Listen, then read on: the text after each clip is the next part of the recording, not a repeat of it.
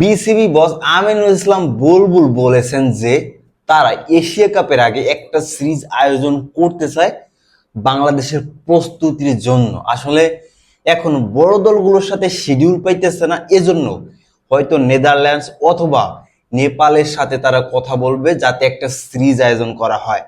আর আমি আজকে একটু আলোচনা করতে চাই যে এই সিরিজটা আসলেই কতটা গুরুত্বপূর্ণ বাংলাদেশের জন্য। দেখেন, এখনো 1 থেকে 1.5 মাস আছে এশিয়া কাপের, বাট এটার ভিতর বাংলাদেশের কিন্তু কোনো ইন্টারন্যাশনাল ম্যাচ নাই। এখন আপনি বলতে পারেন যে রিসেন্টলি আমরা 2টা টি-20 সিরিজ খেলেছি, যেহেতু এবার এশিয়া কাপটা টি-20 ফর্মেটে হতে যাচ্ছে, তো এটা আপনি বলতে পারেন। বাট এইটা কি ভাই আসলে প্রস্তুতি হয়েছে?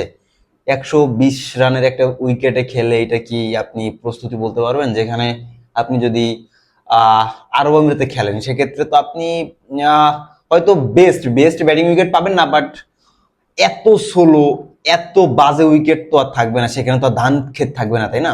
সেখানে মিনিমাম 170-80 রানের পিচ থাকবে নর্মালি, যদি বলি আমি 160-180 এরকম উইকেট থাকবে।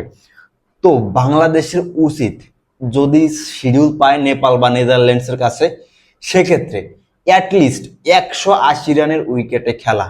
এখানে যদি বাংলাদেশি প্লেয়াররা একটু ভালো প্র্যাকটিস করতে পারে, দেন তারা ভালো একটা আউটপুট দিতে পারবে এশিয়া কাপে।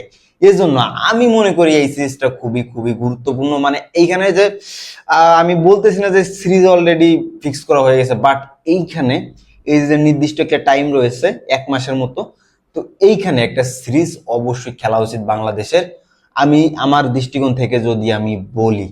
কারণ টু বি হনেস্ট, মিরপুরে আপনি সিরিজ জিতে এই কনফিডেন্স নিয়ে যদি আপনি খেলতে যান, তাহলে এইটা হচ্ছে বেইমানি করা হবে নিজের সাথে। কারণ এইটা ভাই কোনো আত্মবিশ্বাস না, টু বি হনেস্ট এইটা কোনো আত্মবিশ্বাসের ভিতর পড়ে না।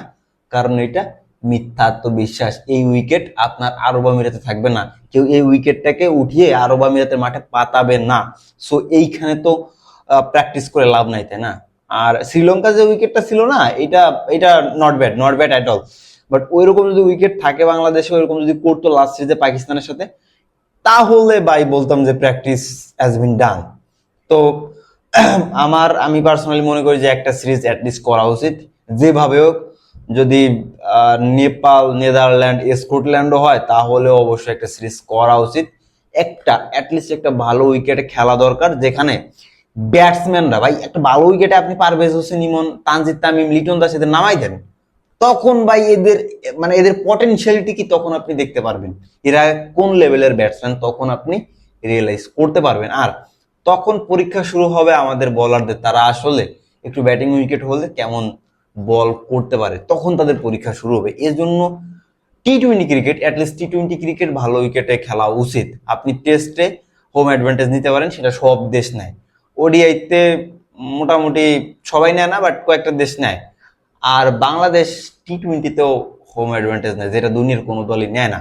মেইনলি আপনি টি-20 ক্রিকেটে যদি দেখেন, তাহলে সব দেশই ব্যাটিং উইকেটে খেলে। একটা স্পোর্টিং উইকেট হবে, 180 থেকে 200 রান হবে, একটা হাড্ডাহাড্ডি কম্পিটিশন হবে। এটা আসলে দেখতে অনেক ভালো লাগে। তো আপনাদের কি মনে হয় এই সিরিজটা কি গুরুত্বপূর্ণ? অবশ্যই কমেন্ট বক্সে জানান।